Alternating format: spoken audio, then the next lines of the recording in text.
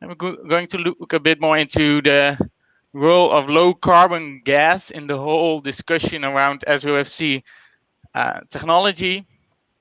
Then have a bit more into the economics and the customer perspective.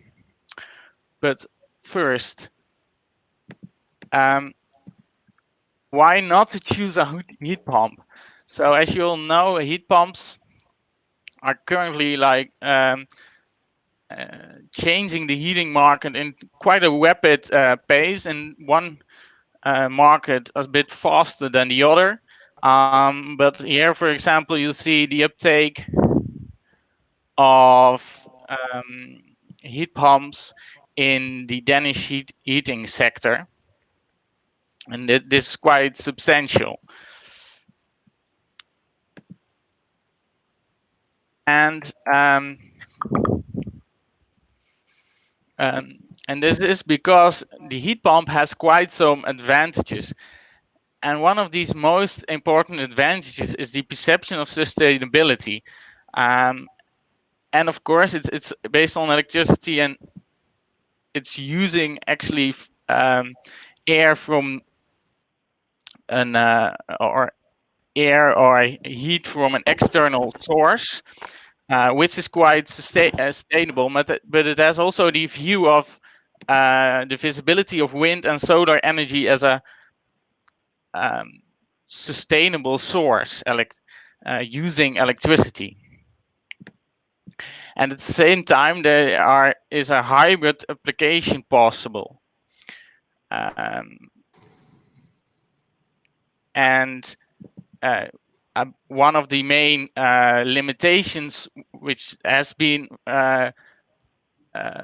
limiting the uptake of heat pumps for a long time, the low temperature heating is disappearing with the introduction of new refrigerants. Um, at the same time, there are a couple of drawbacks, but those are not limiting the uptake of the heat pumps too much, but those are the noise, the maintenance issues, the building requirements in case of full electric, and the local infrastructure constraints. And if we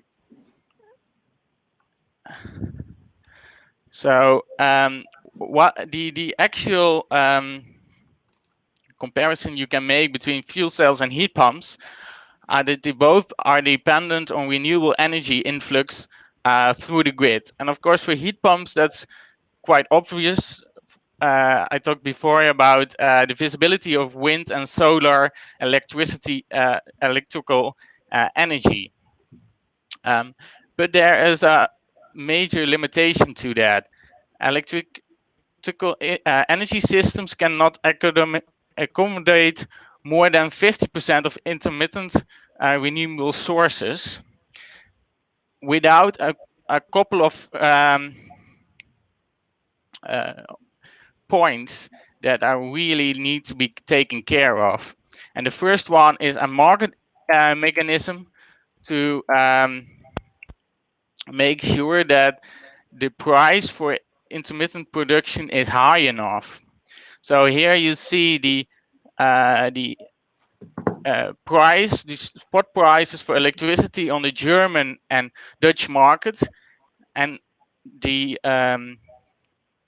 prices for the German electricity in the last months have been quite low, especially in the early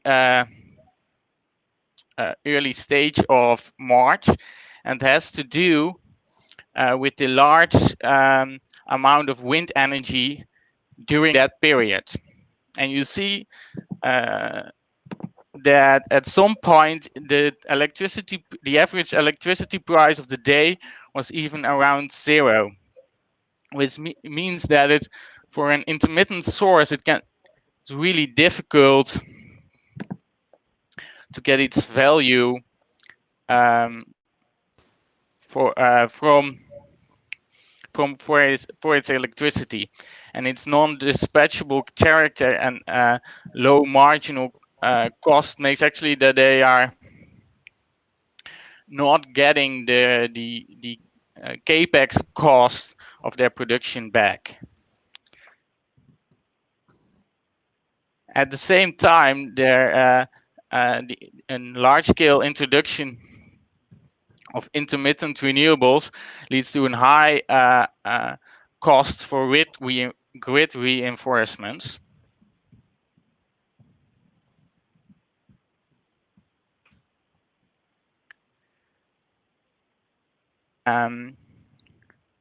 I see that there are some problems from people that are trying to join, and that seems not possible anymore.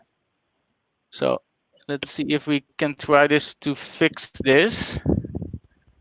Okay, Arjen is taking care of that. Thank you. Perfect.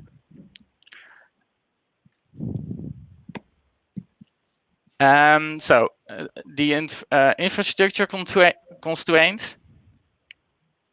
You see that already in Germany, that there are now grid bottlenecks creating a division between north and south. In the north, the electricity is generated via offshore wind, and this brings huge problems in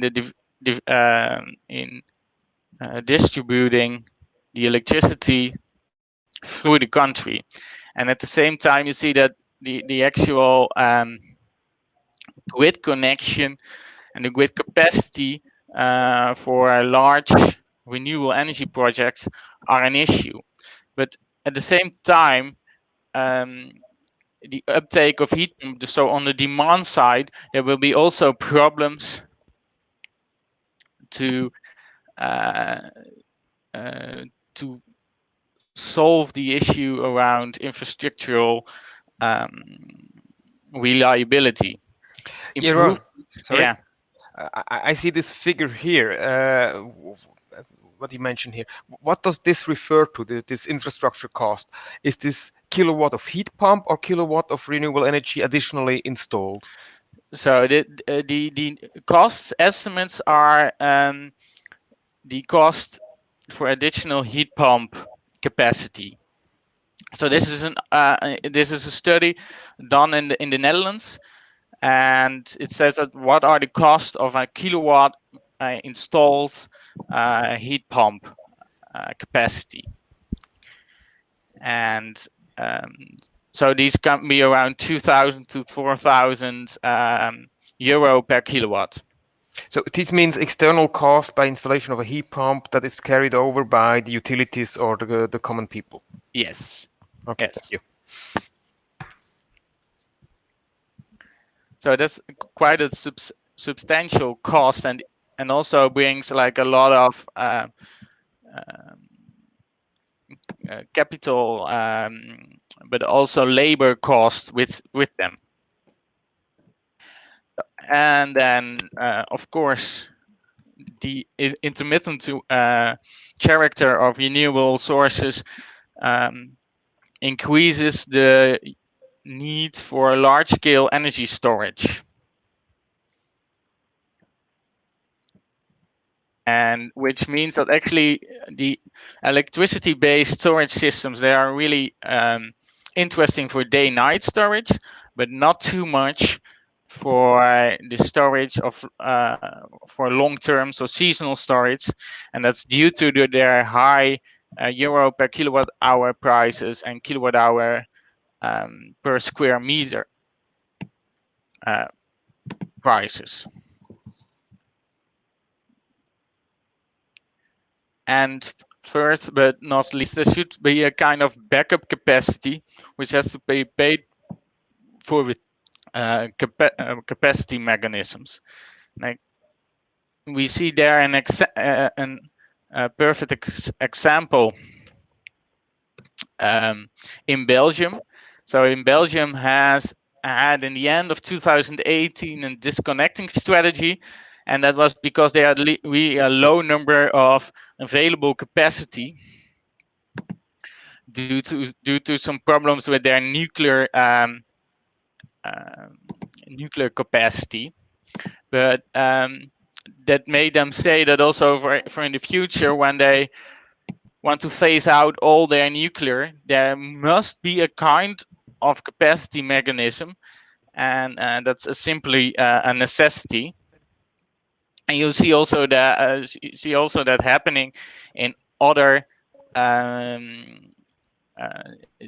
European countries, such as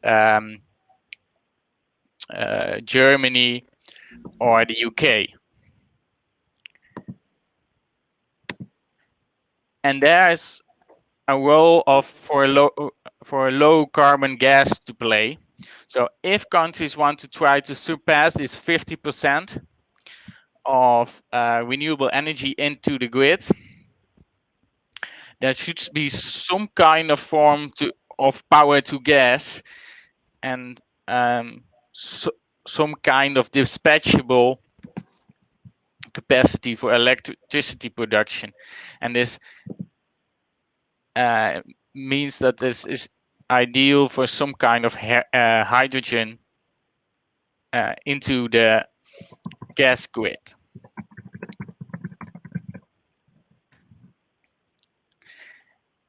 And till so far, the potential of low carbon gases has gained little traction in the past year.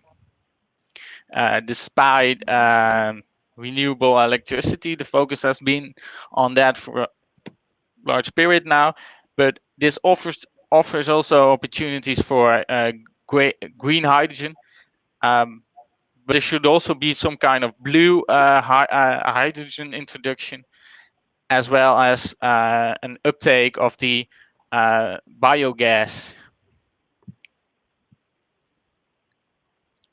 And this means that the energy system is going to change.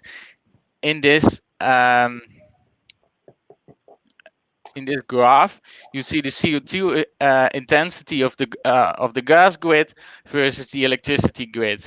And in the first period with a solar and wind expansion, you see that the CO2 intensity of the electricity grid is decreasing.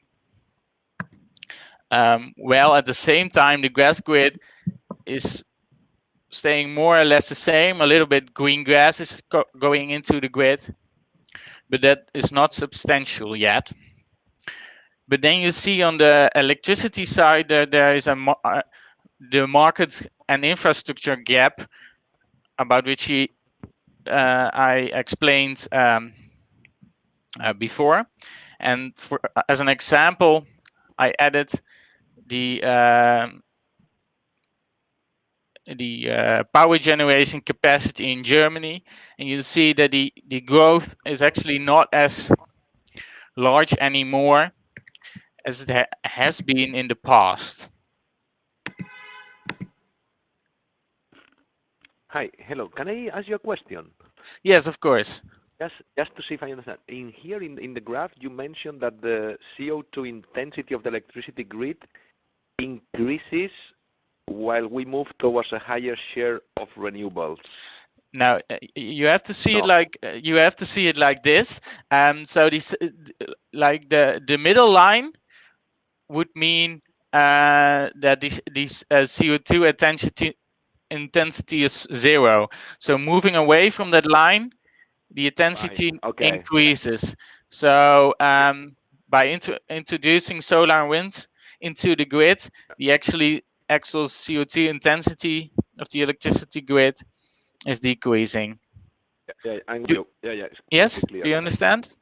Great. Sure, absolutely. Thanks. Okay.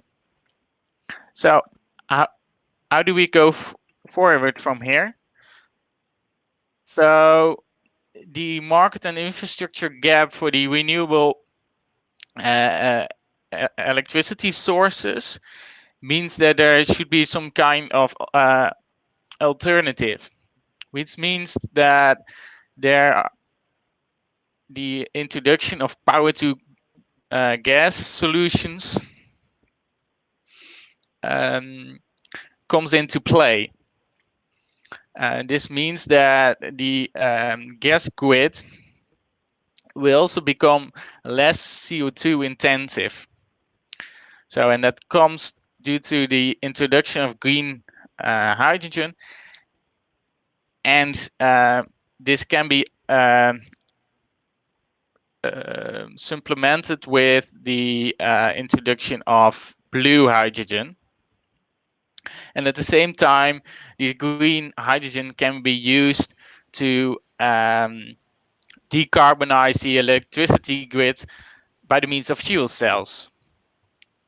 And at the end, the CO2 intensity, the goal for both the gas grid as the electricity grid is to go to zero. So what means this mechanism for the different heating solutions? Here I put on the left side, I put the numbers for the carbon intensity of the source. So you see that the EU gas grid currently has 200 grams of CO2 per kilowatt hour. And on the electricity side, the average EU is 390. Well, the displacement mix, so the carbon intensity of the generation capacity that will be replaced by a fuel cell is 450. And this is the current number. And from calculating the carbon intensity conversion, you can see on the left side that the boiler has a carbon intensity from 200. But using those numbers on the left side, the fuel cell will be only have a 30 gram of CO2 per kilowatt hours, because it saves a lot of CO2 emissions from the electricity grid. And at the same time, the heat pump with these numbers, using the average EU number, the CO2 intensity will be 100 gram per kilowatt hour.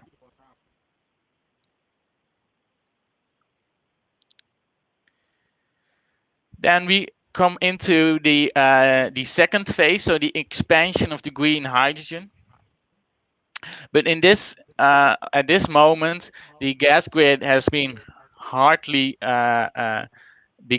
become less carbon intensive, still 160 grams, while the electricity grid is due to the uptake of solar and wind being way carbon less intensive. And this means that the fuel cell actually saves less carbon on the electricity side, which made the technology a little bit more carbon intensive, while the low temperature heat pump actually benefits from the low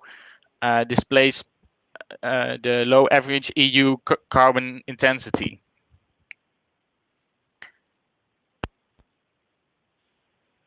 And then in the last phase, the EU gas grid is also became less carbon intensive, while the displacement mix of the electricity is still quite high, which means that for the fuel cell, the the carbon intensity is quite low, as well as for the low temperature heat pump. But with this way of looking to the energy system, we try to explain that not only the electricity grid is becoming more renewable, but in order to make the electricity grid more renewable, also the carbon intensity of the gas grid needs to go down, and this has a really positive influence on the carbon intensity of a fuel cell. And this can be seen also in the following graph. So this graph compares different heating technologies on a base of that the electricity, the average emission of electricity is 200 grams per kilowatt hour, and that relates to around 50% of renewable energy into the grid. If you compare that with a 20% renewable gas share, this means that a fuel cell has around the same carbon intensity as a lower temperature heat pump, and it's way better than a boiler, for example. And this is an important way of looking to this issue to stress the importance of fuel cell technology in the energy system of the future.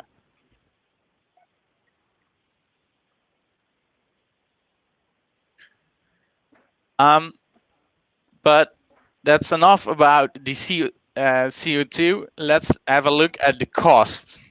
So on the graph on the right, you see the cost level targets of SOFC technology, and this is based on a fuel cell study of Roland Berger. And they expect that due to standardization, automation, and a bundled sourcing strategy, that the actual capex of the technology can go way down. And it actually has also needs to go way down. I implemented also the average EU and the average USA MOS market cost level, acceptable cost levels, as well as Germany and Connecticut, which are the best countries or regions to implement the fuel cell technology. So those mass markets are reachable, but the cost down really needs to be made. And what is the actual main value driver? That's the spark spread, of course. And as you can see, like to reach those mass markets, the spark spread has to be way higher than it is now in favorable markets in the US and the EU. It's actually 3 times too low at this moment. But as we saw before, with higher production levels, this is within reach. But those are the current spark spread levels. So what about the future of the electricity market? So what we hear a lot is actually that the electricity prices are going down in the future due to the uptake of renewable energy sources with low marginal costs. So to set this in perspective, we made the following graph. In this, you see the present transition phase, and then following on that is the start of the transition. And there you see indeed that the electricity price is decreasing due to the increase of renewable energy. In phase 3, however, coal is phased out of the mix, as well as the nuclear capacity in many countries. This will lead to an increase again, while the further uptake of renewables limits this increase. Although, due to the low electricity prices, there's a problem with the capacity, available dispatchable capacity on the market. As I told you before, it's for many countries, it will be necessary to have some kind of capacity mechanism in place at this moment, just to make sure that there is enough capacity to fulfill this when to fulfill the energy needs of the market when there is a low production of renewable energy sources. In phase 4, this problem becomes even bigger. The implementation of solar and wind is reaching its limit, and at the same time, this dispatchable electricity production needs to be decarbonized, which leads to high cost, which cannot be earned back in a short period of time, unless the production, the electricity prices at some points will peak really high. So we expect that this will be solved by increasing the value of the capacity market. And at the end, this will lead to higher electricity prices and a higher value for the electricity for dispatchable sources like SOFC technology. Or Jeroen? Yes. This is Jan Tolkamp from Solid Power. Just to manage expectations, I missed the first 2 minutes. Maybe the introduction was given there, but my expectation of this call was actually to have a discussion about the common narrative. And I've seen your slides in your presentation, and also some slides from Cogen, from the PACE project. Is it the intention to go through all slides in detail and then through the slides from Cogen and then have the discussion, or what is the agenda of this meeting? So if you have an opinion about a certain part of this presentation, you can just join in and give your view, and we can have a discussion. It will be only the presentation from our side, and at the end there will also be room for a discussion. So if you have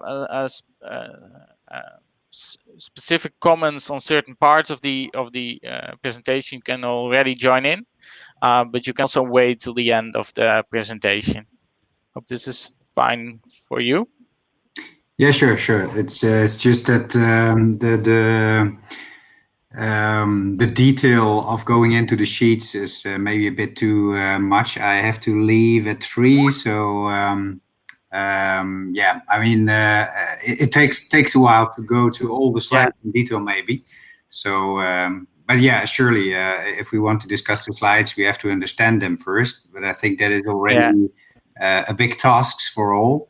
I guess bottom line is pretty clear: power to gas and future, and electricity prices and power balancing becomes a problem.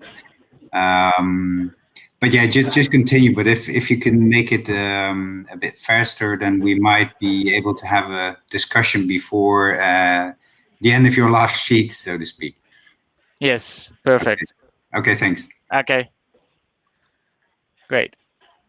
Thank you. So let's go further quickly then. So I've talked about the spark spread, but it's not all about the spark spread. In some cases, there will be a possibility to reach already the current acceptable retail price with the current cost levels. And this will be mainly due to additional non-energetic value drivers. So these can be of value for over 40% of the annual benefits. And this has mainly to do again with the grid and the avoided costs of power outages and the perception of supply security. This is going to be an important element of SOFC technology. I took the example of an application in the supermarkets in the USA, and especially in the USA is the avoided cost of power outages, of the perception of this, and a really important value driver.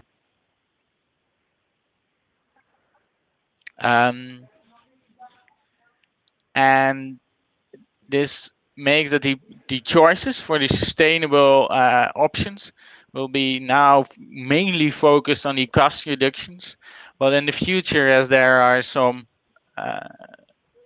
there is a really need for every end user to have some kind of form of carbon reduction. This will be the main element, and then the plug and play plug and play aspect of fuel cell technology will also be very interesting.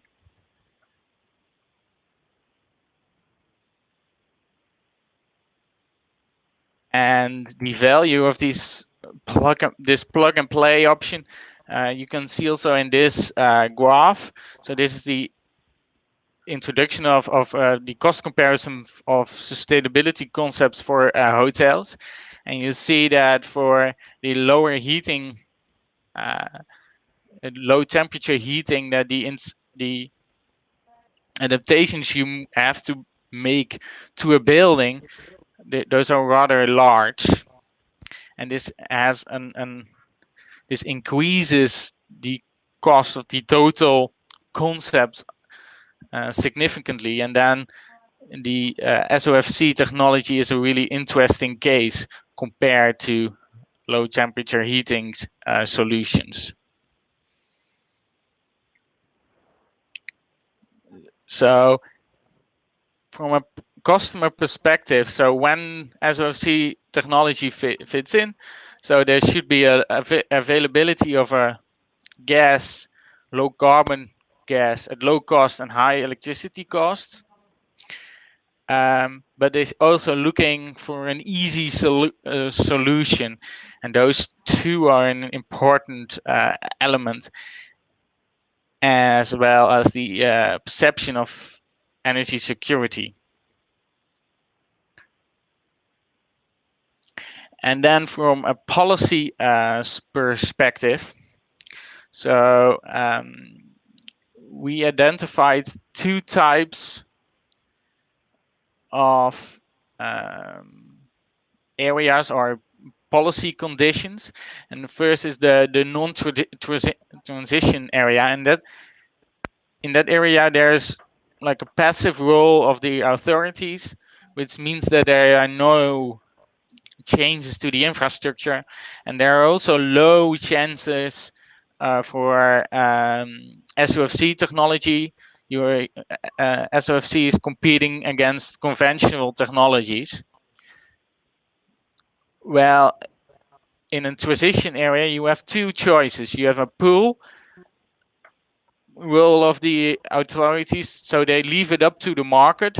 This also means that the infrastructure will be kind of a patchwork, so it will be fitted to the demand, and it means that there is still, you compete to the conventional technologies, but there will be some subsidies in place, or there will be some limitations for the conventional technologies, which means that the chances for natural gas SOFC are pretty high.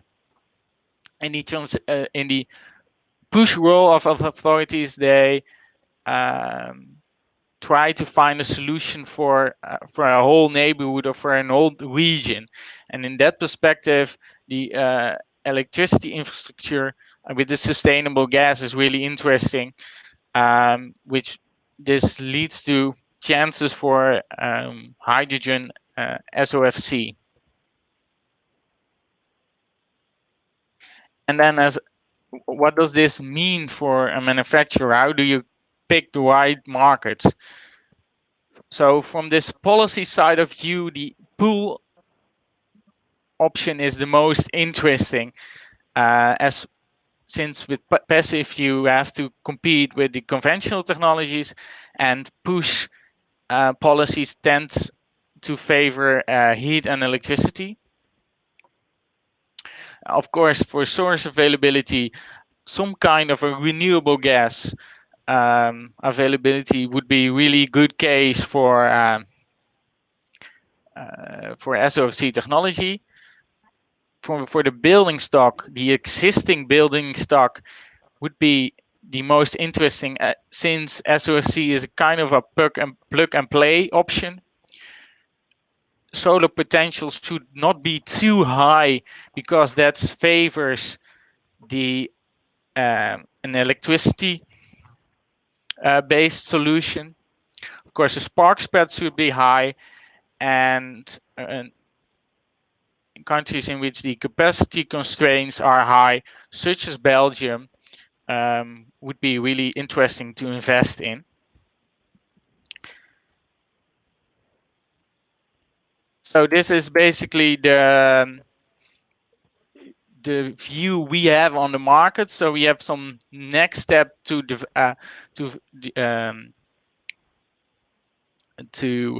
take this a step further. We will make a web-based business case tool, and we will have a business case analysis report and a cost down analysis. And we put a lot of work in the dissemination activities around this common narrative and project result. And of course, we have the installation of several SOFC systems worldwide, which should prove the case of SOFC systems. So this was now basically my story. Can I ask you about what was the most interesting thing for you to hear in this presentation? Can somebody comment on that? Sharon, yes, I can comment. And honestly, it is quite far away from what I expected as a narrative for SOFC. Basically, for me, it looks like please install as many heat pumps as soon as possible, so you see the disadvantages on the grid, and there will be a political reaction in about 5 years' time. It's not a reason why we should sell SOFC and what we contribute. It's quite far away from the discussion we had in the workshop in Brussels on the narrative. I think it's my expectation, and we didn't have a long introduction, but my expectation would be something completely different to explain the customer and the end user why he reduces CO2 emissions today by installing it. And I have the impression we are really in a Dutch green gas case where the discussion is on a level of high politicians and high administrative officials, rather than approaching any final users or people that could partner us and make a stake, additional stakeholders that can bring together this technology to the market. I would rather have a conclusion of let's wait 5 years to have green hydrogen in the gas work and go back to this market. This is my feel after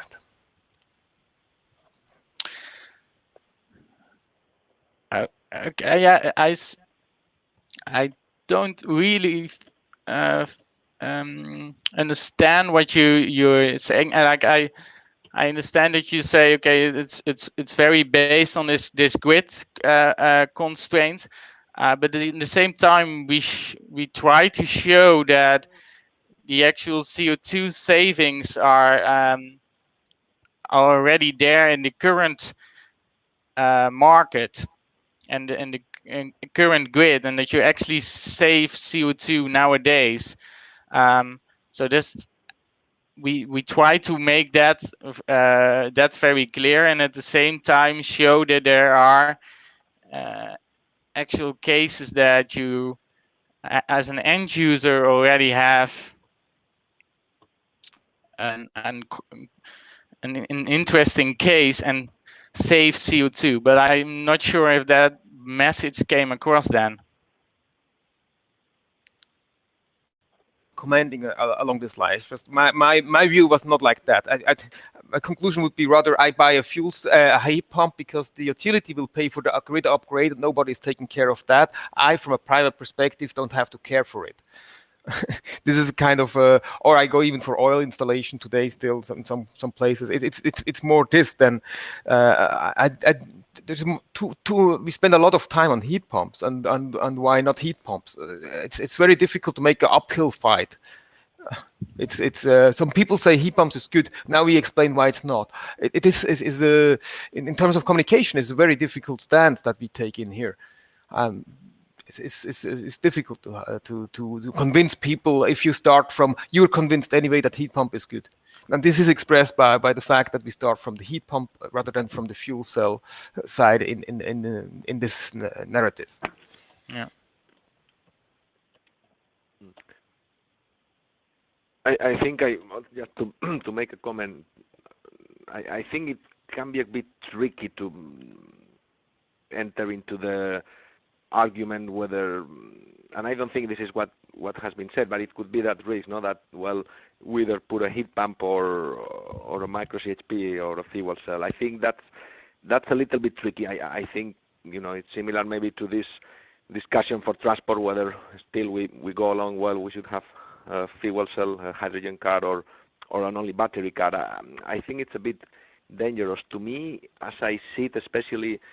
And I'm thinking a little bit more on the commercial now sector, bearing in mind where Comsos is coming from, that if we thought at the market that is out there for conventional CHP now, being mainly on gas engines, I think that's already big enough market as an entry point to target. And I think, of course, the narrative, it's of a different nature, but I think the advantages that can be obtained through fuel cells, mainly on the efficiency side, which then is linked to the economics of it, if you want, because you guys the most of your unit in terms of electricity production, and the other one is on the air quality, which I guess at the sizes we're talking about, you would have it difficult to do abatement technologies to reduce NOx. I mean, you would normally find that in larger installations, but as far as I understand, you may not do that in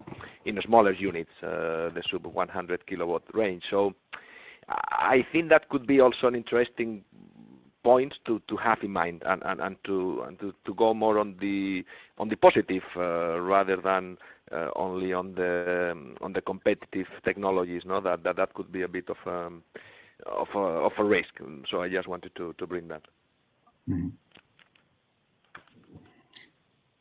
Yeah, I fully agree. This is Jan again.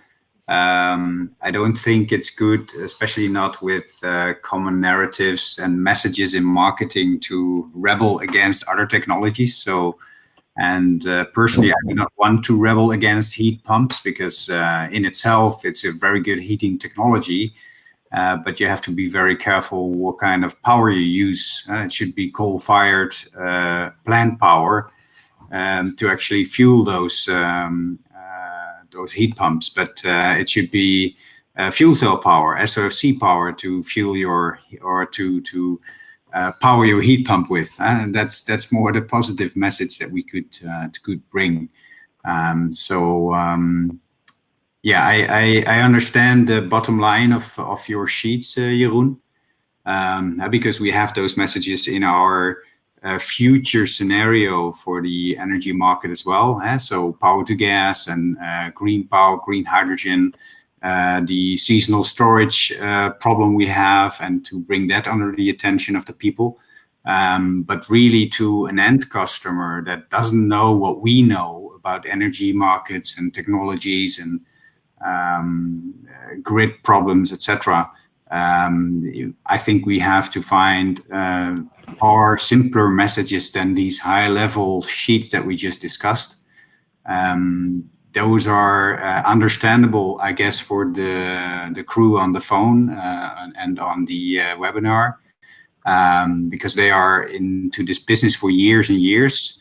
But for the end customer that we target, we really have to find simple messages to tell and to make them aware and buy fuel cell technology.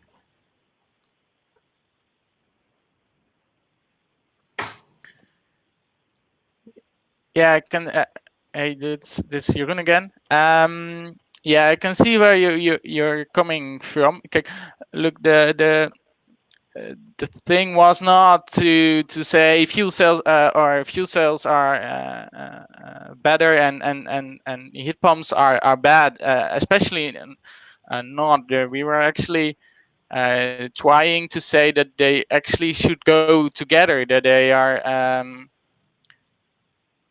they actually complement each other, and it was also so you have two types of common narratives. So you have to, first we have focused maybe a bit more on the policy side and policy makers perspective, and trying to convince them from the importance of such a technology, and a little bit less on the end user perspective. Although we have done that a lot in the business cases analysis, and we might want to tweak this story indeed a bit more into that if it's really for the end user to show. Any other comments on the presentation?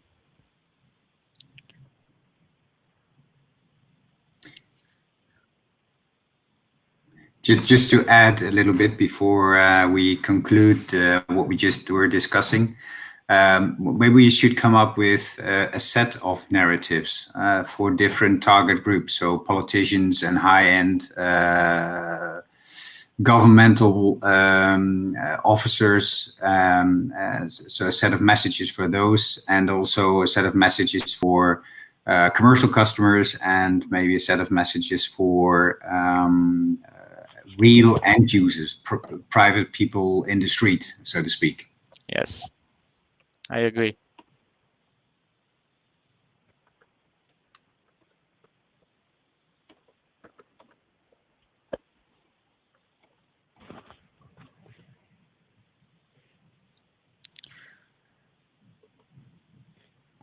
So any other responses to the whole story, or to certain parts of the story, or things that weren't clear?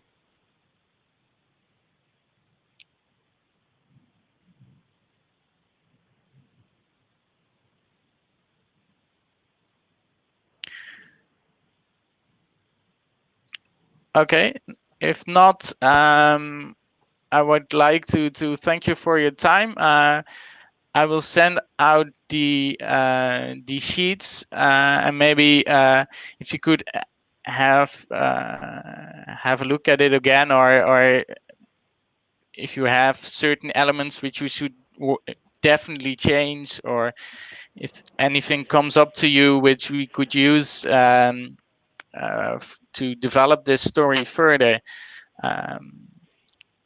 I would be really happy to get this feedback, and so this story isn't finished yet, so we definitely going to develop it further. And we're really happy with the feedback that you gave us. So thank you for that. Just an additional question, Jeroen. I know that Cogen for PACE also made a whole set of slides.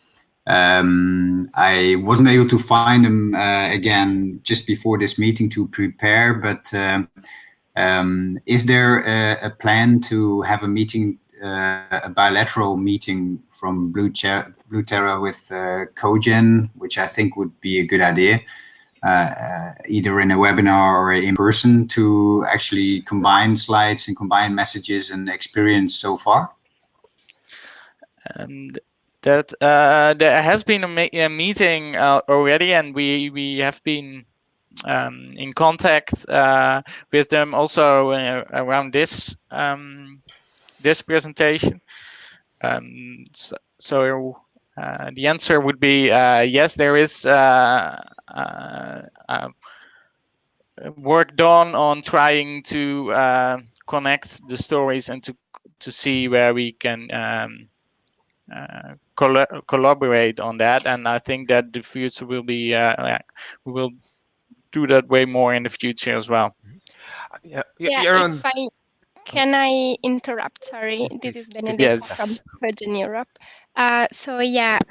We had already a workshop between some PACE partners and some COMSOS partners, and we already came up with a similar narrative from what COMSOS presented, but I would say more easily understandable. So as we were saying, less technical, really, to target those people who are not in the business and who don't know exactly what we are talking about when we talk about spark spread and these technical issues. So we have already circulated the slides which came out from that meeting to the PACE partners for comments, also COMSOS, at least Blue Terra, I think, and Polito have those slides.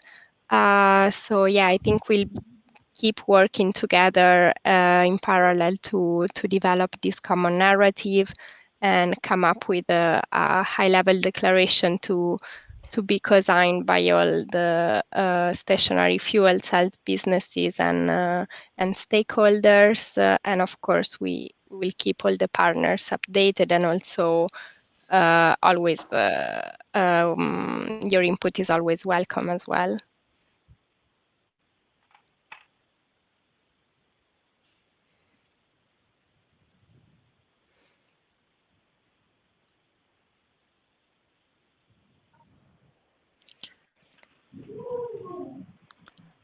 Okay, thank you, Benedetta. Thanks, Jeroen.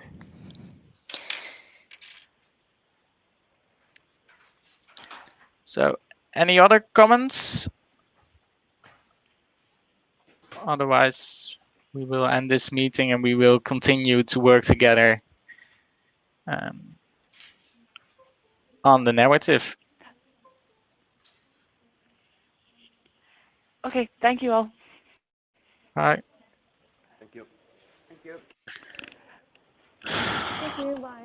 Thank you. Bye. Thank you. Bye-bye. Yeah, thanks. Bye. Thank you. Bye-bye.